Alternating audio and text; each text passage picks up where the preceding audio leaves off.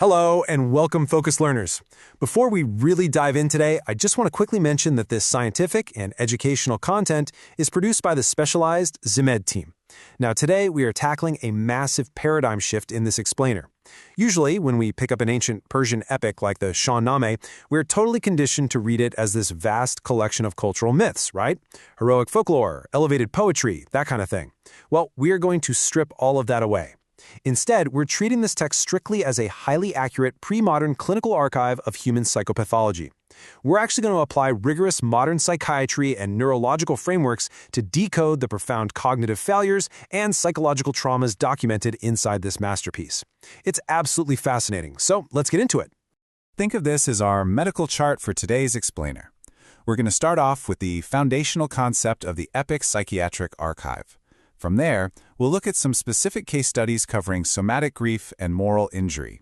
After diagnosing the individual, we'll zoom out to the systemic scale with the defense mechanisms of power, explore the intergenerational effects of complex PTSD and resilience, and finally, decode the underlying psychology of epic language. All right, kicking things off with Section 1, the Epic Psychiatric Archive. It is honestly mind-blowing how modern psychiatric concepts, frameworks that were largely invented in 19th and 20th century medicine, can be used as this hyper-precise diagnostic lens to understand ancient literary heroes. The author, Ferdowsi, essentially mapped out the absolute extreme fringes of the human mind centuries before anyone even dreamed of a modern diagnostic manual or an MRI machine. That brings us to Section 2, Somatic Grief and Moral Injury. We're going to open our very first individual case study by examining the legendary hero, Rustam. Specifically, we're zeroing in on his acute microtrauma. We want to observe how a sudden, violent, and just totally catastrophic loss instantly triggers this severe physiological and psychological cascade. It's exactly what modern clinical science now categorizes as prolonged grief disorder. So when Rustam realizes he has tragically and mistakenly dealt a fatal blow to his own son Sohrab, the text explicitly describes him as weeping and sweating blood. Now, for centuries, readers naturally just brush this off as pure poetic hyperbole, right? Just a fancy metaphor for being incredibly sad. But let's look at the cold, hard biological reality of what is actually being described here. These are real, extensively documented physiological responses. Hemolacria is the actual clinical term for secreting blood in your tears, and hematidrosis refers to sweating blood. This exact biological phenomenon happens when extreme catastrophic emotional stress completely overloads your autonomic nervous system.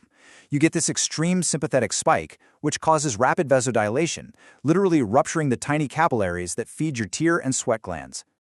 So, Ferdowsi's poetry here. It isn't just dramatic flair. It is meticulously observed raw clinical data. Hundreds of years before modern neurology was a thing, he is actively recording a severe psychoneurological rupture. This is what happens when a trauma entirely exceeds the human nervous system's capacity to cope. The tearing of garments perfectly captures the acute motor agitation of sudden grief.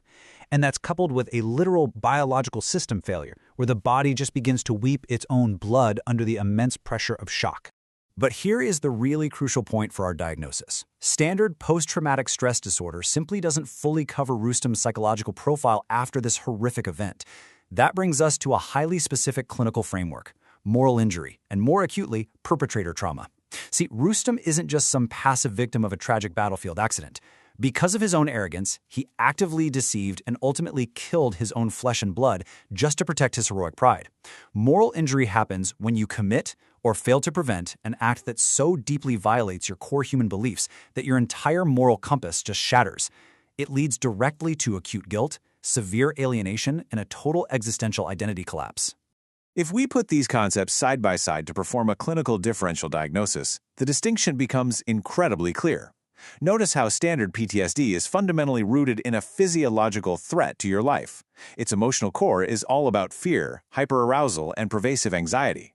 But moral injury, which is the exact pathology Rustam is suffering from, is triggered by an internal violation of deeply held moral codes. Its emotional core isn't fear at all. It is intense, debilitating shame, profound guilt, and this awful feeling of being irredeemably corrupted. While someone with PTSD might try to avoid trauma reminders, moral injury manifests outwardly as a spiritual collapse and a desperate need for severe self-punishment. But we really have to ask the clinical question here. How did an experienced hero like Rustam get to that point of making such a fatal error in the first place? Well, he was suffering from acute cognitive blindness. This is a real, documented neurological state.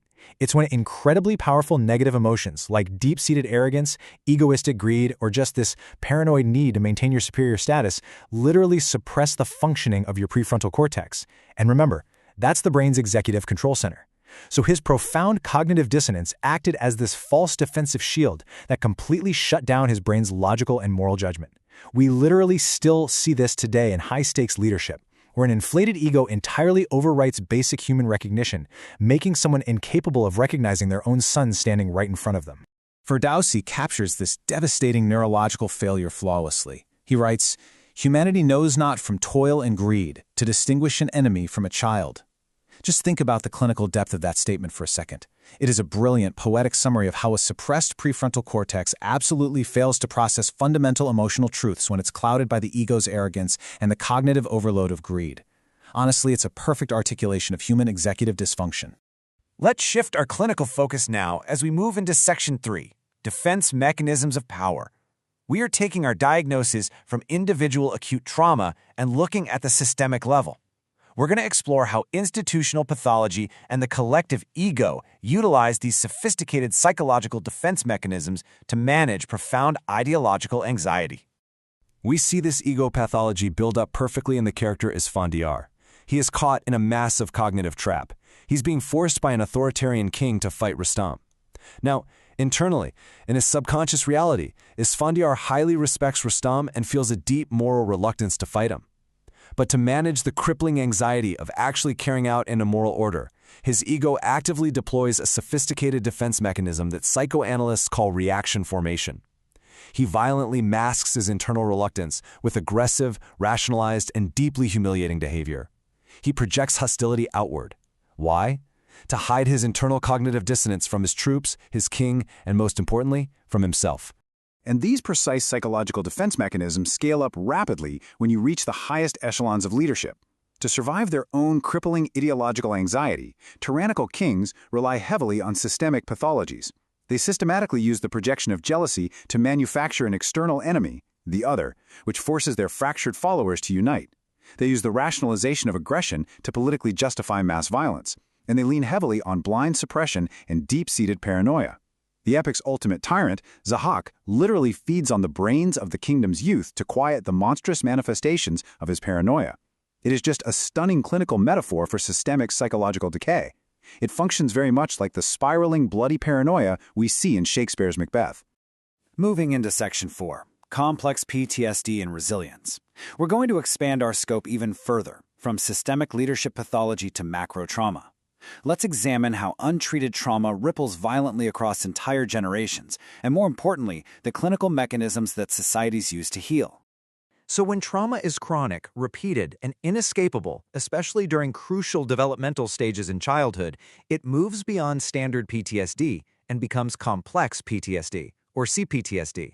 The character K. Khosrow is a textbook clinical example of this. Born into exile, constantly threatened with execution by his own grandfather, and forced to live under the agonizing shadow of his father's brutal political murder, he endures a lifetime of severe, adverse childhood experiences. And even after he survives, matures, and achieves ultimate sovereign power, his deeply embedded trauma manifests as complete emotional dissociation. His nervous system is just so totally dysregulated by his past that he eventually abandons the throne entirely, completely unable to integrate his trauma with his present reality. To firmly bridge this ancient text to our current reality, I want you to consider this incredibly impactful statistic.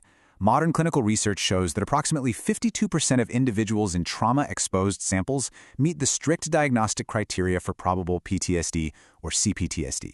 Think about that. The devastating intergenerational trauma and physiological toll that Ferdowsi meticulously documented over 1,000 years ago, it represents the exact same psychological burden that conflict-exposed populations carry in our modern world today. It hasn't changed. Fortunately, the Shahnameh doesn't just diagnose the illness. It also provides a highly structured clinical blueprint for societal healing through post-traumatic growth. The extended public mourning of the innocent Prince Siavash isn't just some sad cultural story. It's a socio-psychological stroke of genius designed to build societal resilience. It outlines 3 distinct therapeutic steps. First, collective participation acts as mass cognitive supportive therapy, effectively breaking the traumatized individual out of their isolation. Next, meaning-making allows the society to turn a senseless, brutal death into a resilient, unifying symbol. And finally, the re-narrative of trauma psychologically directs that raw grief toward justice, purposefully breaking the cyclical nature of violence and promoting large-scale macro-psychological healing. Let's transition to our 5th and final section, the psychology of epic language. Here, we're going to explore the cognitive neuroscience of the text itself. We'll examine how the actual linguistics and phonetics act biologically on the human brain as you read it. Ferdowsi wasn't just writing elevated poetry, you guys. He was a master practitioner of psycholinguistics. He understood exactly what we now call the emotional burden of verbs. The precise phonetic structures he chose, the rhythmic repetition, the harsh consonant sounds, they were explicitly designed to directly stimulate the reader's limbic system, which is the brain's primary emotion and memory center. This intentionally induces a powerful state of cognitive drama within the reader. Furthermore, the physical anomalies described in the text, like a king's sudden, unexplained blindness when his arrogance peaks, or literal serpents growing from a tyrant's shoulders, they aren't magic. They are meticulously crafted somatic metaphors representing deep, underlying psychological corruption and political illness. As we wrap up our clinical review today, I want to leave you with this deeply provocative question to chew on. When the characters in this grand epic constantly blame fate for their tragedies, is that simply an ancient articulation of what modern psychology calls learned helplessness? And looking inward at ourselves, how much of our own modern pervasive anxiety is essentially a direct byproduct of our own deeply flawed cognitive storytelling? The Shahnameh proves to be so much more than just a myth. It is an incredibly dense medical masterpiece that surgically dissects the human condition. And as a final required note for this explainer, this scientific and educational content was generated with the help of artificial intelligence. Thank you so much for joining me today, Focused Learners. Keep exploring, keep analyzing, and I'll see you in the next one.